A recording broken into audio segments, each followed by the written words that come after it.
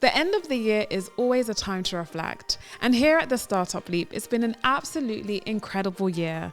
Actually, 5 months. Over 150,000 views across all our channels on YouTube, Spotify, and Apple Podcasts. To every single one of our listeners, yes, you, we're so glad to have graced your screens, your headphones, and spent time with you the last few months. Seriously, thank you. Whether you've spent a few minutes with us or countless hours with us and our amazing guests, you've made this journey so rewarding. We couldn't have done it without you. So as we round up the year and celebrate Christmas holidays and into the new year, we thought it'd be the perfect time to share some of our favorite moments and reflections from guest conversations this season. So go ahead, settle in. Whether you're doing some last minute Christmas shopping, wrapping or unwrapping gifts, let us be your companion for the next hour. So let's dive in. Welcome to The Startup Leap, the #1 podcast interviewing startup founders who have taken the leap into starting their own businesses. Here on The Startup Leap, we hear real, raw, and relatable stories of these entrepreneurs, how they've navigated taking the leap, and the decisions they've made. We're your hosts. I'm Yvonne. And I'm Maria. And this is the Startup Leap podcast. Yvonne and Maria are partners at Local Globe and OpenSeed VC, respectively.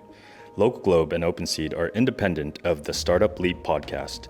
Any statements made by Maria, Yvonne, or the Startup Leap guests are solely their view and are not advice. Endorsements by the Startup Leap, its guests, Maria and Yvonne. Hey, before we dive into the episode real quick, we've got a small favor to ask.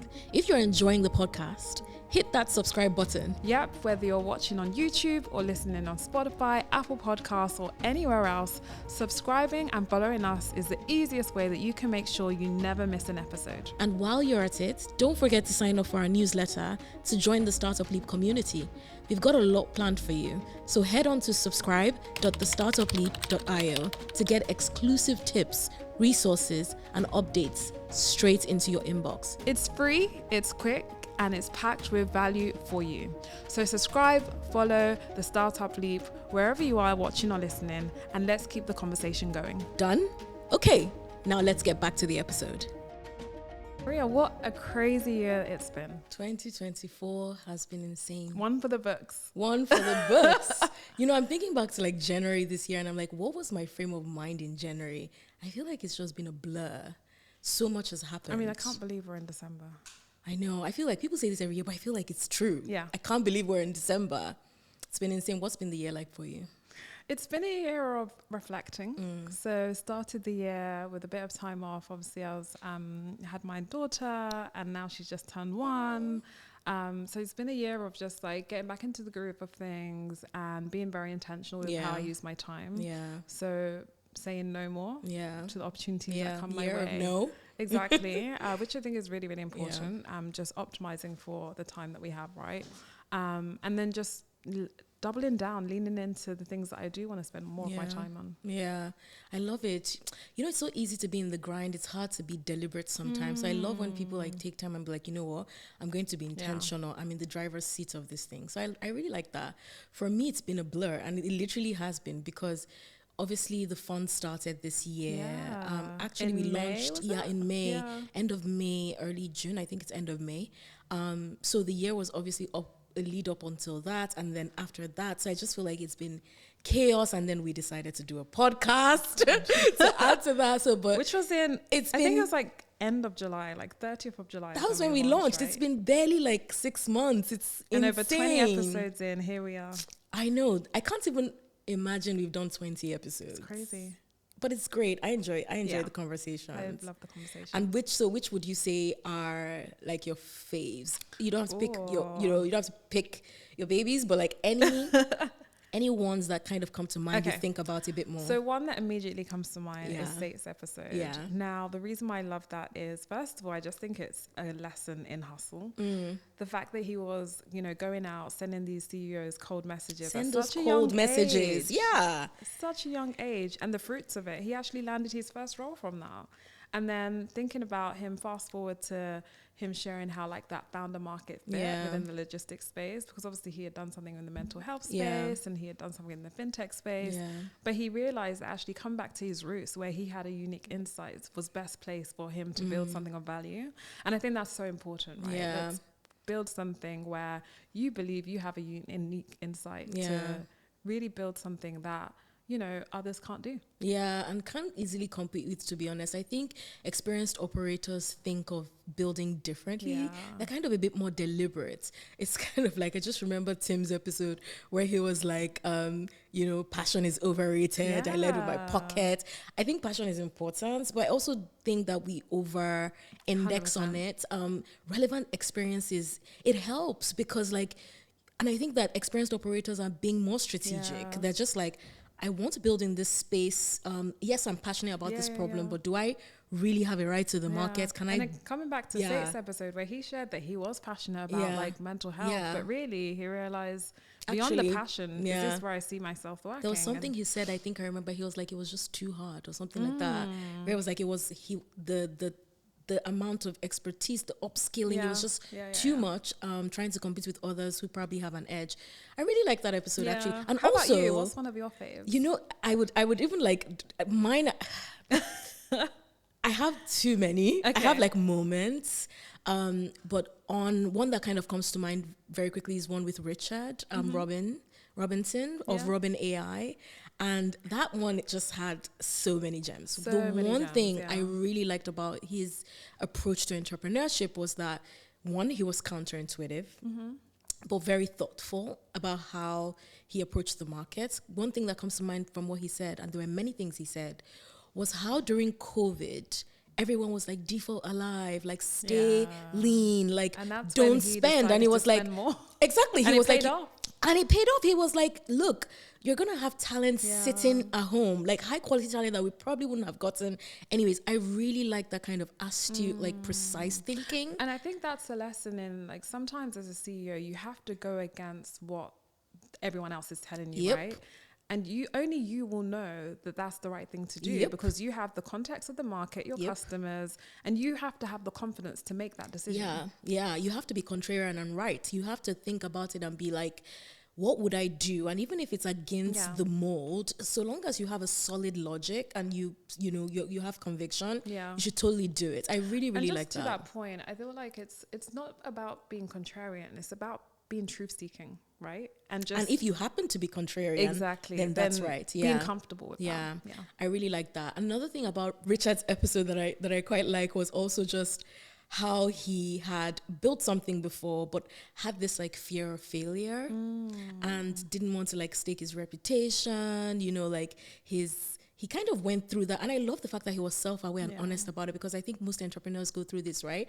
Oh, do I tell people I'm doing this? Oh my God, I'm going to look silly. Oh my God, it's so people are going to talk about me. Nobody cares. And just to that point, one thing I really loved about his episode was the fact that he said he didn't really look at the competition. Oh yeah, I remember that line. He's like, I don't pay attention to competition. And that's so interesting, right? Because you go into these conversations and sometimes when you're speaking to investors, tell me about the competitive landscape. And he was like, if we have competition, our customers will tell us. I really like that, because it's also a way to, people have different views on this. There are people that really think you need to map out the competition. And I don't think it's right or wrong. I think you just need to find what works for you. And that was what worked for him. And honestly, to be honest, the litmus test of having your customers tell you about your competition is probably a very good filter. Honestly. Because not all competition comes back to needs speaking to to be... your customers, right? Exactly. And that's where most of your time and energy should be in the early days. Exactly. I love that.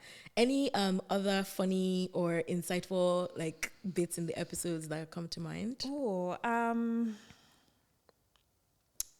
Samir's episode. Yeah. So Samir, that episode was definitely up there in terms of one of my favorites. And for me, when he spoke about the dating app that he previously built and the fact that he had hit after hit after hit after hit. But it came back to the mission and the why of why he was trying to solve the problem, and having such belief in that he was well positioned to solve it. And again, I just think it highlights that being mission driven as a founder, what is the why? What's really driving you? Because we know that the journey is not smooth, right? And so if you could really dig deep and understand why you're doing this, it makes those hits even more worthwhile. Yeah, I really liked that episode as well. Mostly because it actually felt like a conversation. It was a long episode, but I enjoyed it. To your point, I completely agree. It's going to be hard. It's going to be tough. what keeps you going. Two things that I really liked about that episode. One was where he did counterintuitive market insights. He was like, he went to meet his sisters. Yeah. He was like, okay, so what would he went to meet his friends. He was like, what would you do on a dating app normally? And then they told him, and he was like, okay, let's go do the exact opposite, because they were not the type of people that he was like kind of optimized for like a traditional like African or like Egyptian dating app. I thought that was interesting, because sometimes, you know how they say like obsess over the customer? Sometimes you almost need to design in a very clever way. Sometimes you need to think beyond what the customer, wants, or what they think they want, and build what they want, but they don't even realize they want yet. So I thought that was interesting. The other one that I thought was very insightful, also just keeps me thinking, is like, just dreams have a timeline. Things that you want to achieve, there's windows for them. And yes, you can do anything at any time in your life, but we can't lie that certain times are much more, optimized for trying to do things than other. And I think this was in relation to him being a footballer at the time, and him really wanting to play football, but then he had an injury, and then he realized, there's often a window. If you don't take advantage of it, that window can close. Yeah, no, I love that. Another episode that really resonated with me was Shay's episode. Ooh. I mean, he had took himself from the US to Taiwan to really develop his craft. And I think sometimes you do have to take yourself out of your comfort zone, and that's something that really resonated with me, because I have been on a similar journey where I've lived in different countries, and sometimes it does take doing that in order for you to reach your full potential. Correct. I completely agree. I mean, I'm an immigrant. Like, I came from Nigeria to the UK 5 years ago, and I definitely see a thread with our guests, on at least some of them, where they tend to move from place to place. So I remember Ed's episode. He was based out of Australia, and he was like, you know what? I really want to, move and kind of grow. Came to the US and then to London. I keep seeing that, transition of people moving. Another thing I loved about Shay's episode to that point, because I think Shay's personality really comes as someone very thoughtful and 100%. Very deliberate, and actually quite resilient, because he'd been building Gravity Sketch for 10 years. Like, that is not a joke. And that actually was an interesting one, because it spun out of their grad program with him and his co-founder at the time. And even then, he went and got a job. And was working whilst building. And I think that's very interesting, because oftentimes it's like raise and take the leap, and it's exactly. Like, it's like just like jump. It's like sometimes the leap is actually careful and gradual. Come back to that point around timing, right? And another thing that I loved about his episode was just around the fact that he was very intentional with the team. And he flew them out to his hometown to spend time with them, away from like them trying to build, right? And just really getting to know them, and ensuring that he had made the right decision, that these are the people that I want to build with for the next 10 years. And also, fun fact, he found his tech co-founder on Upwork. I was like, what are the odds of that? Like, you finding a co-founder? Probably, it obviously didn't happen that he just went on Upwork and found him, but they kind of worked together, and somehow it worked out. I really like that episode. And finally I think, Shay, one thought that keeps coming to my mind is his statement on the first investor being yourself. Because it's powerful. The truth. It's actually the truth. You want investors to invest in your startup. You want people to be bought in, but people are looking to you. How bought in are you? What risk are you taking? How important is this to you? And he said something as well, something along the lines of that. Even if it doesn't work out, the way he saw it was an investment anyway, because he would have gained lessons. Exactly. And I was like, that is such a fresh way to think about things. I'm just like, oh my God, I wouldn't have thought that. It almost reframes the way we think about failure, right, as well. That even if it doesn't work out, there's so many learnings that you take from any journey. So completely agree. The other episode that I think really highlighted and kind of moved away from just like the hustle narrative was Julia's episode. Because she was like, look, you're never going to be as joyful, you're never going to be as centered as your business, especially at the earliest stages as you are. I mean, especially at the earliest stages, you as a founder are the person who's holding the business together. If you're not okay, the business is not okay. So I really like the fact that she was deliberate. She came across as very deliberate about wellness, but also the team, because she's an incredibly experienced founder, and I think it comes from that place of experience, right? Where she's got to a place where she realized how important that is. And Julia's experience also, I think, was interesting, because she had built as an operator. She had been a co-founder of a startup, and then she built her own startup that was in the FMCG, like the food business space. Then she moved into tech.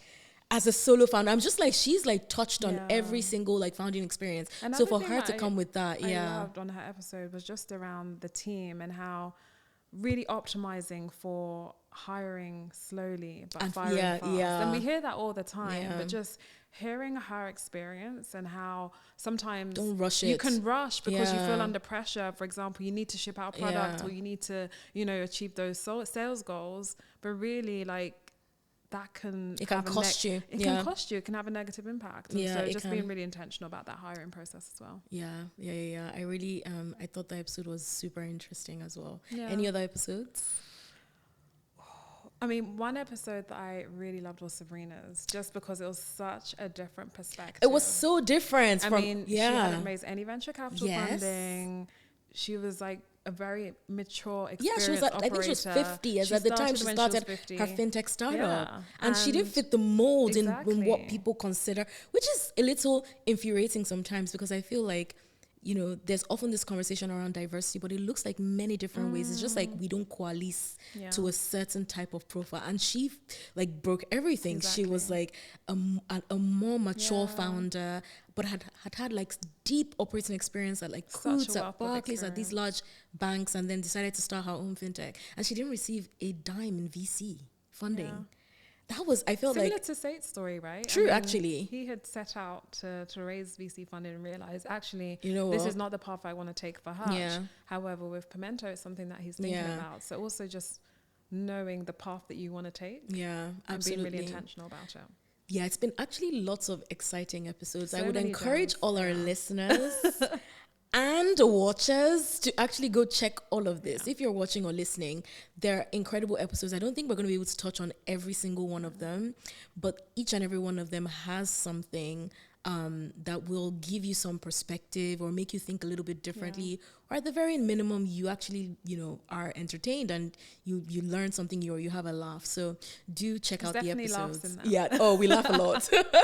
We laugh a lot in our episodes. It's because most of our guests are actually super, many, I would say all of them are cool people. Yeah, definitely.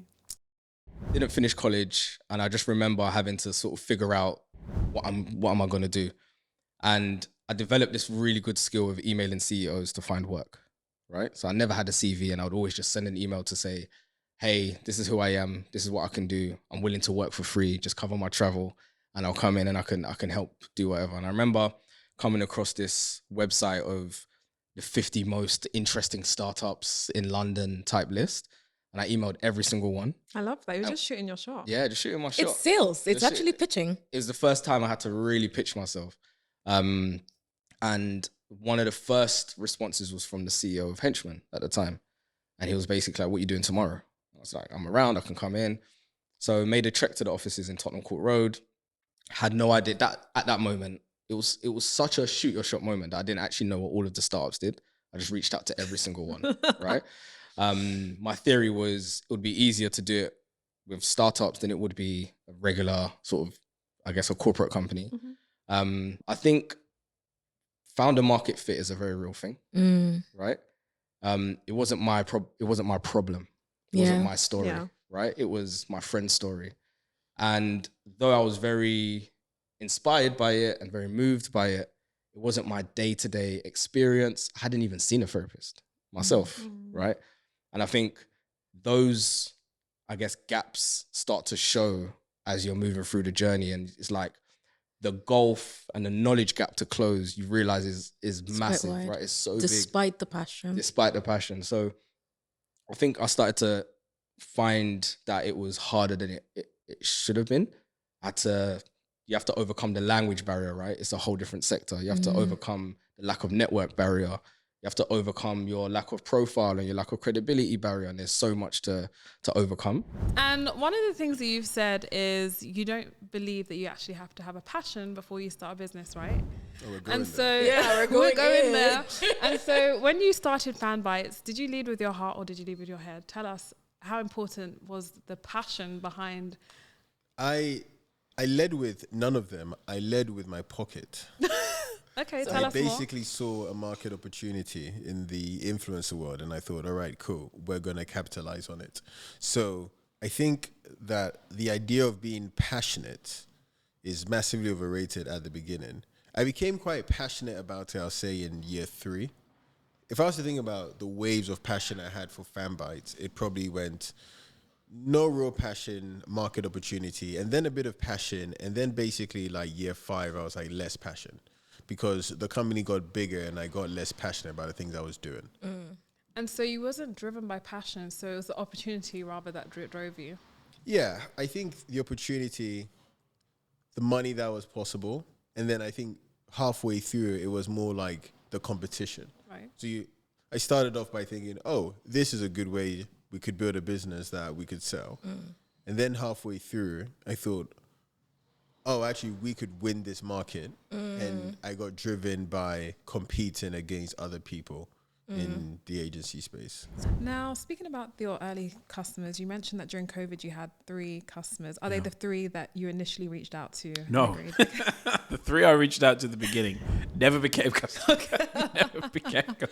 Took too long for us to build version 1. And in the end, they were not the right customers. But we refined that over time. And so, yeah, the first 3 customers, actually one of my very first customers was my old law firm, which I never imagined would happen. But I mostly just used my network from my time working in law. That was really where I gathered most of the people I interviewed, the customers I talked to. But those 3 are still customers today, 5 years later. Incredible. Yeah. And I guess back then, the perception was that selling into law firms is incredibly challenging. And I think that, lawyers have been burnt before. The work that you do is it requires a lot of rigor, right? Yeah. So just curious, when you're doing those initial sales, what do you think it was that got it over the line? Yeah, I think everything people say about lawyers is probably true. Selling to law firms is insanely difficult. And so today, we mostly work with companies. Almost all of our customers are businesses who have In-house legal teams. legal Yeah, teams, exactly. And it's precisely because, like you said, it is difficult to sell to lawyers. But back then, I think people were interested in AI. They were curious. They didn't have confidence in it the way they do today, but they were curious about what it could do. And I think that's really what we were selling is we were trying to show people, look, we think we understand ways you can use this technology today that are useful. I'm going to save you some time. They're not that exciting. They are not the sexiest use cases or the things you see today, but they're concrete, they're dependable, and we're going to make them work. And I think that was enough to pique people's interest. So, The first one that failed, you mentioned that you were licking your wounds. yeah. I'd love to talk a bit about that. Sure. And the path of failure to success. Yes. There's also a cultural element. There are certain cultures, I would say maybe in the US, where failure is celebrated. Yes. Yes. There are other cultures where failure is more an indictment. Yes. So I would love to talk about how you navigated that, I guess, at the time and also in retrospect when you look back now. Yeah, I think you're right. It felt very embarrassing. And to be honest, even when we launched it, we didn't tell most of our friends. When I did it, I didn't tell most people what I was doing because I wasn't sure it would work. I was not confident I would succeed, which is completely the wrong mindset and helps it fail, actually. So we lost money, we lost time. I certainly felt embarrassed by the whole project. And it took me a while to get myself out of that mindset because in the end, I think people your reputation is attached to any business that you start. Your ego, it's a sense of, you pour your heart and soul into it. Yeah. And most of us, we've gone through education, we've gone to new companies. And so you know that people will judge you on your track record. And I worked very hard to preserve my track record. But I think as well, I've always felt like I've been throwing myself into environments where I'm learning and I'm the least knowledgeable at the beginning, and I really have to get myself to a place where I'm at the top. And I think that teaches you that to learn quickly, you have to be prepared to fail. So I tried to just shift my mindset, and I listened to a lot of podcasts, I read a lot of books, and this theme started to come out, this idea that failure is actually an important step towards progress. You're not really going to get there unless you do. Yeah. I'd never taken that approach to my career. I think I'd shown that in education, in my personal life, but never really in my career. And so that shift, it took time, and it was almost difficult to see at the time. But as I started to absorb more material, I think that was really changing my mindset. And in retrospect, most of it came from the US. You're completely right. You listen to these entrepreneurs and even the most successful ones, and they all have they're a so string proud of failures. of it. Yeah. They're very proud of it because they can see the lessons they learned. And I learned some really important lessons from the nightclub app, actually. I wouldn't have been successful with Robin if I hadn't had that first failure to teach me things. So in retrospect, I'm really glad I did it, and I'm definitely not ashamed of it. I think it was an important step. But at the time, it was a completely different approach. And like you say, I think in the UK, being an entrepreneur is much more rare, and most people think you're crazy, which is fine. But as a result, I think it was just quite embarrassing at the time. I didn't speak about it very much. Also, one thing I never did that I definitely think is a me thing, I don't think it's unique to me, but a lot of people take a different approaches. I never ever thought about competition, not once. I never did a competitor analysis. Really? I never said, okay, who else is doing this? I never went on Google and tried to find other people. It always just seemed pointless to me, to be honest. Even now, I really don't think about competition unless a customer is telling me about competition. So my focus was, let me talk to the people I want to sell to. And if there's competition out there, they'll tell me. And if they don't, then there isn't, or they don't matter. Interesting. That really was my attitude. And some of it was like a defense mechanism. I didn't want I don't want anyone guessing in my it's like, head. look, I don't want you to psych me out and say, oh, there's this amazing competitor with all this money. You're never going to beat them, because I actually don't, I'm not sure that's true. And I think ideas are really precious early on. I've read this about Steve Jobs and Johnny Ive. They had this great relationship because they would incubate ideas very carefully. And I really, really agree with that. I think when you're beginning to think about a new business, you have to be really careful who you share that information with. Completely agree. The wrong people will they'll crush your dream basically, and they might be wrong. And so I think you have to be really careful. So I really did not think about competition. And maybe if I had, I wouldn't have started. So I'm glad I didn't. But it was never part of my thought process, I have to say. I tried to just talk to customers or future customers and hear what they have to say. And if there's competition, it'll come through that. That was really the way I approached it. So that never crossed my mind. This is so interesting because the journey in building a company is never smooth, right? And this happened 4 times. You had multiple hits. Yes. What was it that kept you going? Hit Yes. after hit after Yes, hit. that's exactly. What was it that kept you going? And That's even actually, with the rejections that you're getting Yes. from investors, because oftentimes this can be very discouraging for entrepreneurs, right? But there must have been something that drove you to keep going. I'm really keen to hear what that was. the problem. Like the women in Yeah. my family, like whenever I think that if I don't do this, Then it doesn't exist. it doesn't exist, Yeah. and then they will keep suffering. That was my key. So you were motivation. really driven by the mission. By the problem, by the mission. Yeah. So, and I remember at some point after the code was gone, that was actually the 3rd or 4th trial. And then I remember for that night, that was the first time I said, okay, maybe that's it. Yeah. Like maybe I've tried, I did my best, Yeah. but then that's it. I've been spending for my own money and it's not going to work. Yeah. But what changed me at the same night is that idea of like, who will do it if you don't do it? It's kind of like you don't have a choice. Yeah, exactly. I feel like some of the biggest decisions of your life is not that you Exactly. choose it. It's Yes. that the alternative is not Exactly. an option. So I've learned that actually dreams has a timeline. I love that. And then they expire. Yeah. And you need to act on them. I It love created that. this sense of urgency in you. Exactly. Yeah. Exactly. It's like, oh, you cannot just dream about things. Like if you want something, you're go on and the- get it. I really resonate with that because I think that many times people almost act as though life is guaranteed. Yes. I mean, that was an accident, but like so many things in life can happen Right. where in that moment you Yes. just can't chase it anymore. Exactly. So you have to like, if you want it, Yes. act as though you're on borrowed time. Yes. Yes. I Yes. really, yes. really like that. Yes.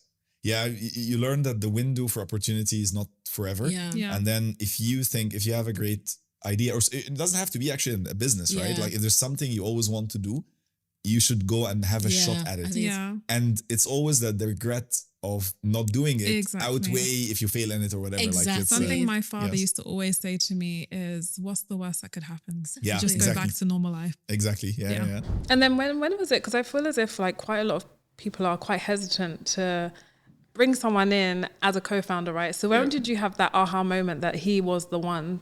Or was it just logical? It was just like so natural. It's like, hey, let's just. I think I started to see like more and more we worked together, the more and more he would bring up ideas or things that like I hadn't even thought about, right? It was like, okay, this guy's actually thinking beyond just like, here's an executable, here's the brief. But also we started to run out of money, right? So I'm like, at a certain point, like, I'm not going to be able to pay you to do this. Are you enjoying this? And so at the time, actually, the three of us went to my hometown. We went to Portland. I was just like, let's get out of London. Let's go and like, I feel like if you take people outside of the working environment, You get to meet them. you need to have a bit of reference for one another as human beings, right? And so we went and actually stayed at my family home, and like we did really weird, quirky Portland things, and went on hikes and stuff like this, and then I just presented the idea to Daniel and Danielle, like, why don't we bring Daniel in as a co-founder, and he resonated with the idea, and obviously hashing out like what the package would be, and the equity and all that stuff is always a bit of a tricky thing, but ultimately he just really loved the mission that we were on. He's still with the business today. And still with the business today. Yeah. Amazing. Yeah. Well, I feel like for every founder, the first investor is yourself. Yeah. And ooh, I like that. Yeah, it is, right? Because like now you're saying I'm going to take either a pay cut or no pay, which is what we ended up doing for over a year or so. And I'm going to say that this is going to, at some point, either give me enough in knowledge or enough in monetary return. Like, that's what you're essentially saying. And it was very difficult for me to say, okay, like, I'm going to go all in on this. This point to me is very interesting because Core didn't at least not yet, raised a single penny in VC funding. And what I think, even in my experience with founders, I often say is that success looks many different ways. And VC is such a different asset class with its issues, as we've seen. There's a lot that can be better about the industry. But yet, through sheer force of will, and I would argue that your depth of experience, that edge that you mentioned earlier, that unfair advantage, even though there was the bias that was kind of really dragging that back, but the fact that you had these bosses who, from the first conversation, said, I will back you. This makes sense. I will put money in it. And then you had the grant to kind of get you further ahead. How far did that go? At what point did you have to go back and say, okay, I need to raise again, especially given the long sales cycles? Yes. So obviously at the beginning, you have to raise all the time. Also because what I realized really quickly was that the kind of problem we were solving was demanding a technology that was robust and scalable and really strong. So I didn't build an app. Mm-hmm. It wasn't a workflow. We have very robust and complex technology. And it took about £10 million to build it. Wow. So I have to raise that money. And therefore, I was constantly raising capital. Mm-hmm. So the first seed was with the Innovate UK grant and some institution, some individual money, EIS, SAS. Last year I was the EIS ESA Entrepreneur of the Year because I used so much that I did well, but I suppose it is also because I went back. Thank God we got EIS. But then I had to raise 5 million. So that would have been probably a Series A. Mm. And I really went thinking, okay, now I can speak with the VCs because now I got big client, I got revenues.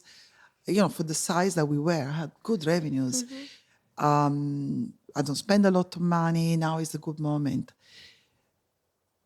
And I must have had 100 interviews, maybe more. I was with PwC Raise. They were fantastic. Mm. It was a big screening. They interviewed about 600 companies and they chose 6 or 7. So I knew that we were investable. Yeah. I couldn't do it. Honestly, I was shocked. It was about a year of doing that. In the meantime, my seed investors brought their friends. The party has to keep going. I have one of my investors put 1.7 million into my company of his own money. Wow. This is an absolute star, fantastic entrepreneur, really a veteran in financial services. I had another one, again, financial services veteran, who then did what I did, set up his own company and sold it for many, many millions. And he put £700,000 in my company. So I thought, oh, what? And then they brought their friends. So there was a movement. There was a movement of wealthy, capable, experienced individuals, all for financial services, who believed that what we were doing was groundbreaking, could actually happen. And these are, financial services people, they don't take a lot of risk. My investor that put all that money in, he interviewed me for 3 days. And want to see everything. There was lots of due diligence. So this is not a passion investing. You don't do passion investing if you I don't know, Fox for financial services. They really knew what they were doing. And I found it much easier to raise in that way. So by the time I finished with my 100, 200 interviews with institutional investors, I raised 5 million. But you had spent 20 years in the industry. How 28, did you? 28. 28, not even 20, closer to 30. I'm very old. I'm a very old woman, yes. You look amazing. Thanks. I would say, I'm curious because you have entrepreneurs who are taking the leap at their young ages. We've had guests as early as 14, start businesses. And now it's you have all that experience. There was the safety net of just continuing on your career. It's true. Why did you decide Why to? did I do it? Is a very good question. First of all, there was the thought was quite, you don't get up in the morning, you say, I'm not going to be a banker anymore. I'm going to stop, having a career, and I'm going to start a company. It's like the company just creeps on you. The idea just happens. And then you speak with somebody else, and then some people in your team says, if you do that, I'll come with you. And you speak with some people that's really experienced, and they go, yeah, I see the blind spot. So it was really a gradual process. But I also want to say, especially for maybe other people that are in my position, I actually thought I had an unfair advantage, which I definitely had. I had an unfair advantage because I was at an age where I still had energy, but I also had lots of technical competencies. I had a huge network of potential clients, not only potential investors and people that could work with me.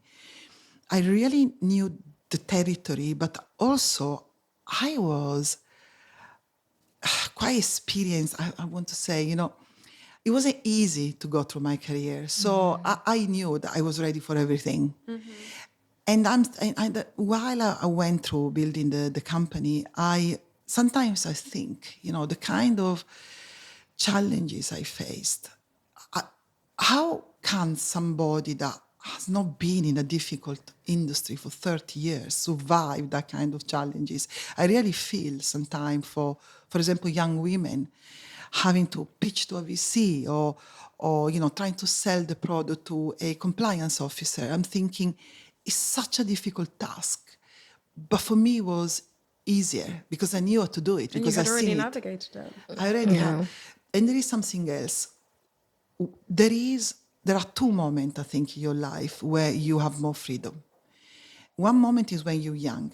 You haven't got a mortgage. You haven't got kids. You can take that risk. Your cost opportunity is limited.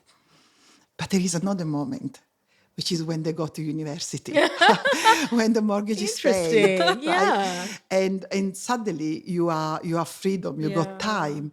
So actually, I think is an ideal moment. I wish, all the institutional investors out there would see it like me. But it's quite empowering where you get to a point where you got the experience, you got the network, you don't have anymore the responsibility. In my case, I was the breadwinner. I was a single mom for most of the time I've been a mother. So I didn't have the freedom to do something entrepreneurial. But you get to a point in your career where it's the time. And they go to university. I still have one at home, actually. But yes, that's a great moment, I think, to start a company. So I don't know if there are people there that are thinking about it. I would strongly encourage them to to be brave or to be realistic. Okay, so before we wrap up, we do have a quick fire round of questions that we like to ask guests before we wrap up. So one of them being, if you had 15 seconds to look back, Julia, what advice would you give to yourself back in 2010? It's absolutely about taking care of yourself. Back in 2010, I did not have a spiritual practice, really. I definitely didn't have a physical practice. I wasn't meditating. I wasn't eating well. I wasn't really exercising. I was sleeping very poorly. And that caused so much stress and strain. And I really ran the risk of burning out. Fantastic. Thank you. And happy holidays. Yes, happy holidays. Thank you for tuning in to another episode of The Startup Leap, TSL for short. Leave a review, tell us what you think of this episode on all of our platforms at The Startup Leap Pod. Do you have a question? Ask us and we'll ask our guests. Go to thestartupleap.io. See you next time.